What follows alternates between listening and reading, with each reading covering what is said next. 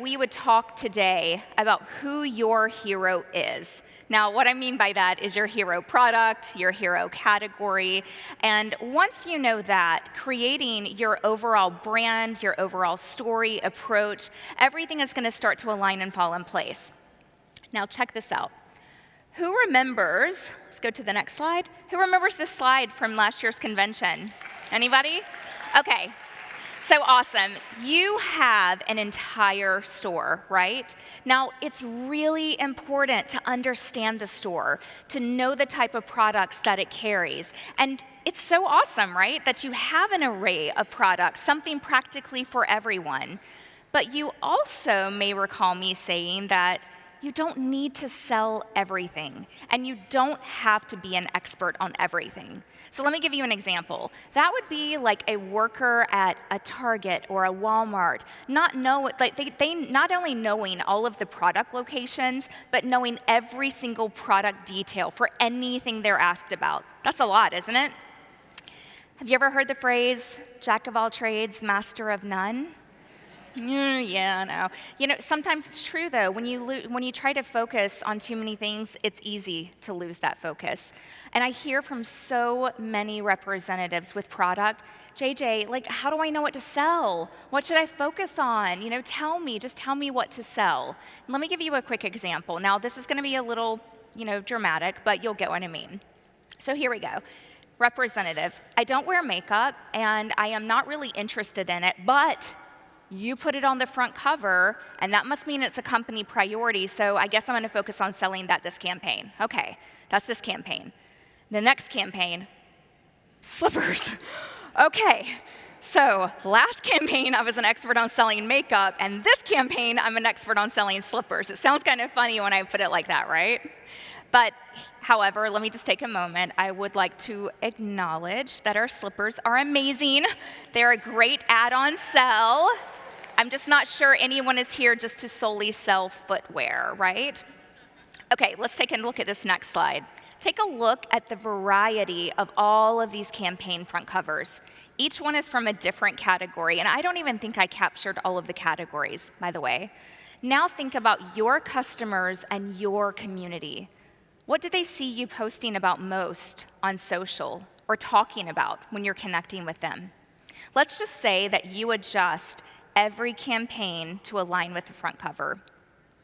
If I asked your customers what product or category you're best known for, what do you think they would say? They might be like, oh, I don't know, everything Avon, right? So here's the thing. We really want to set you up for success. You're going to take a deep dive on branding later today, but I have something to say, and I truly mean it. You are more than the name of a company, right? I love whenever I hear so many of you say, I'm an Avon lady, or a guy, a person, whatever it is. But when you peel that back, what does that really mean? If you go back to the 50s, for a quick second, if you were to say Avon in the 50s, it's very likely somebody would say lipstick. Remember we did the logo and the product? The 50s, they were probably like, Avon, lipstick, Avon, fragrance, right? So you want to be identified with something. You are an entrepreneur first and foremost, and you are the CEO of your own business, which means you make the rules, you decide what to promote, and you decide what to sell. Thank you. Right? Okay, I'm glad you're happy to hear that. Now listen, part of identifying what your hero product or category is means that it starts with relating and identifying what relates most to you and to your community. Now, some of you may already know, but some of you may not.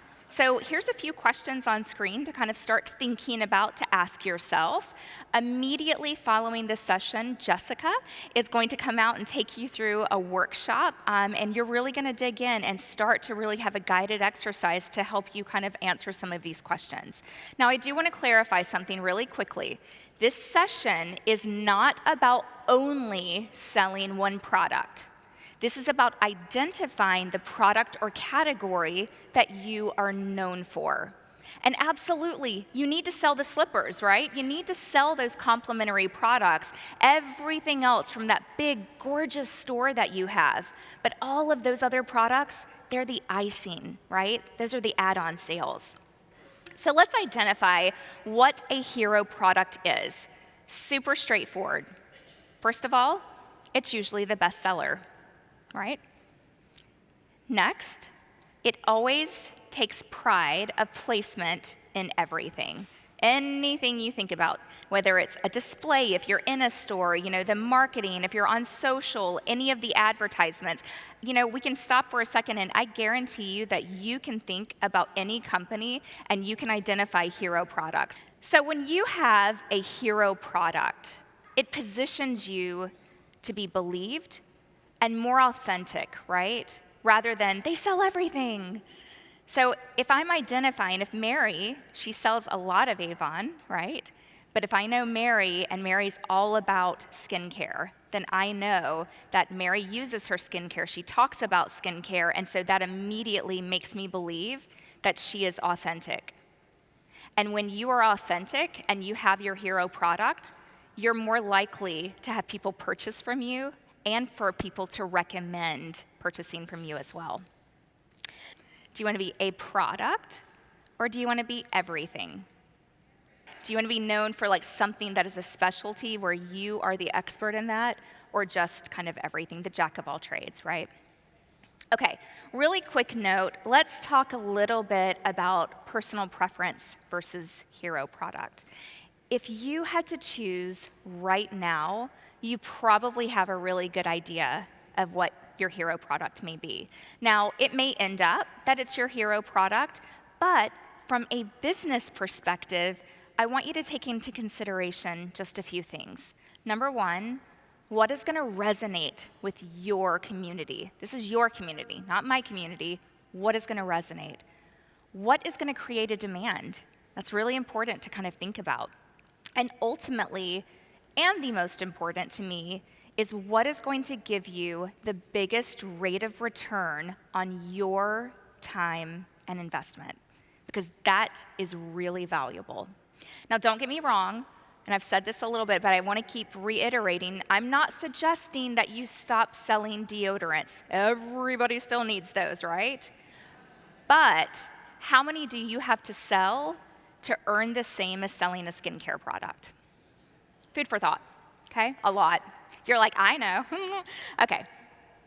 So here are 3 simple steps to identify your hero product. All right, step 1, define your target audience. What does that mean? Really easy. It just means understand who your customers, or maybe you're reimagining your business, maybe it's your ideal customers. Who are they? What are their needs? What are their preferences? What do they like? By the way, people always purchase based upon a need, an experience, an end result. They buy because they're influenced. And we've talked about this a lot now. You influence people to buy with you. Okay, step 2. Follow the trends. Keep up with what other companies are doing. You are a business. You're here because you're invested in your business to learn. So also make this a part of your daily to-do. This is fun, by the way. You work for a beauty company. It's not like working for, I don't know, there was a tax, forum here earlier. I'd be like, ooh, that'd be tough research. But you work for beauty. So while you're scrolling every day, and I know you are, on Instagram, TikTok, Facebook, while you're doing your scrolling, like take a moment and just check out what other companies are doing. What does it look like their hero is? What kind of messages are they sending? How are they interacting with their audience? Do you know what I mean? How are you going to create that high demand? Is there something, a product that you think has untapped potential in your community? Lots of questions I've got for you, all right? And of course, another question, how can you make your product stand out from the others? Features, benefits, quality, pricing, just to name a few. But also, you have exceptional customer service. You do all of the consultative selling. You are the person that provides the solution, that VIP service that people can't just get when they're buying online, right? or walking into a Walmart or a Target, you're giving that personal touch. Okay, step 3, customer feedback. This seems pretty straightforward, but sometimes ask your customers what their favorite product is and why. Common answers can really help identify maybe your product or your category. By the way, I just want to say, if you feel that there is a product that is really you, but you haven't sold it a lot, ask for their input. If it's a product that has samples, give out the samples. Have a little fun. I don't want to say focus group, but have a little fun, a little bit of engagement. If there's something that you really love and you're like, hey, I want to give you this, I want your input. You never know. Something may change and start to resonate. All right, so last thoughts about this. I want you to remember to be agile, monitor and tweak if necessary. And that leads me to the second point, be open to change with lifestyle and trends. So I promise if you select a product today or tomorrow, you are not locked in for life. You're like, well, Janine said I had to pick a product and that's all I'm going to be selling. You're not locked in for life, right? Maybe this product changes with the trends. Again, you're going to be doing all of the research. You see what other companies are doing. You know what your customers are asking for, right? So maybe it's something that adjusts with those trends. Maybe it's your lifestyle. I think about myself, for instance. The product that I would have probably said was my hero product or hero category in my 20s is very likely to be different than what I would say today in my 40s. Very, very early 40s. It's not true. That was a little white lie. Okay. And of course, stay connected to your customers.